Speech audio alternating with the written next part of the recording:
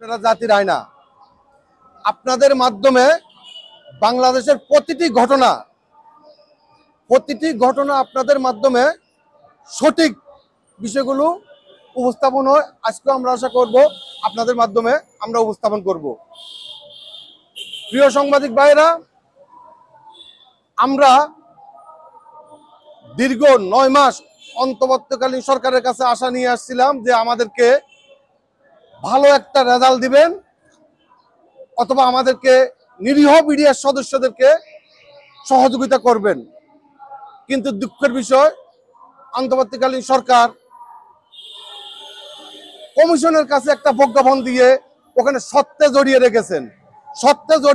যে সত্যটা হয়েছে, যাদের পূর্বে বিচার হয়ে গেছে বা যারা জেলে আছে তাদেরকে নিয়ে কোনো প্রকার, আবারও বলছি, যাদের পূর্বে বিচার হয়ে গেছে অথবা যারা জেলে আছে তাদেরকে ব্যতি রেখে নতুন করে আসামি সংযুক্ত করতে হবে অথবা তাদেরকে ব্যতি রেখে নতুন করে মামলা পরিচালনা করতে হবে।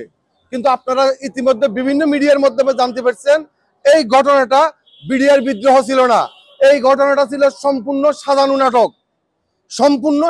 নাটক। প্রিয় ভাইয়েরা, আমরা 2024 সালের 9 আগস্ট থেকে বিভিন্নভাবে আন্দোলন করে আসতেছি। আমরা স্বরাষ্ট্র উপদেষ্টা মহোদয়ের সাথে সাক্ষাৎ করেছি এবং জনপ্রশাসন মন্ত্রণালয়ে সাক্ষাৎ করেছি, তারপর আমরা কমিশনে সাক্ষাৎ করেছি।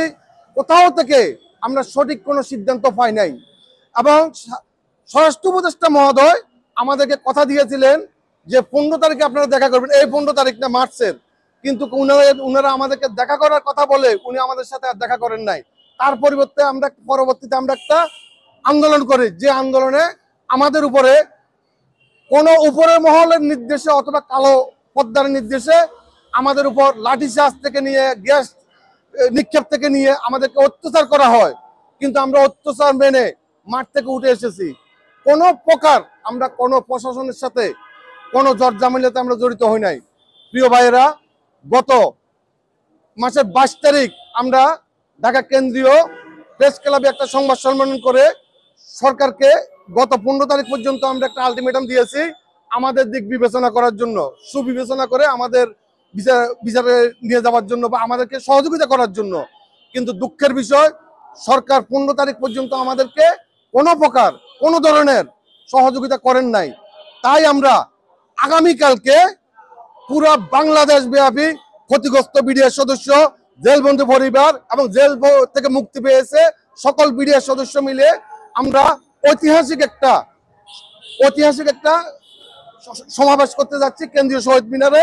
অবশ্যই আপনারাও কালকে ওখানে হাজির থাকবেন এবং কালকে দিনের 11টার মধ্যে, আগামী কালকে দিনের 11টার মধ্যে যদি আমাদের সাথে সরকার পক্ষ থেকে কোনো যোগাযোগ করা না হয়, তাহলে আমরা আমাদের অধিকার ফিরে পাওয়ার জন্য শান্তিপূর্ণভাবে কোথাও কোনো প্রকার বিশৃঙ্খলা না ঘটিয়ে আমরা সচিবালয়ের উদ্দেশ্যে আমরা আসব এবং আমরা চাবো আমাদের সাথে যেন সচিবালয় কর্মকর্তা বৃন্দগণ আমাদের সাথে আলাপ আলোচনা করে আমাদেরকে যেন সঠিক একটা সিদ্ধান্ত দেন।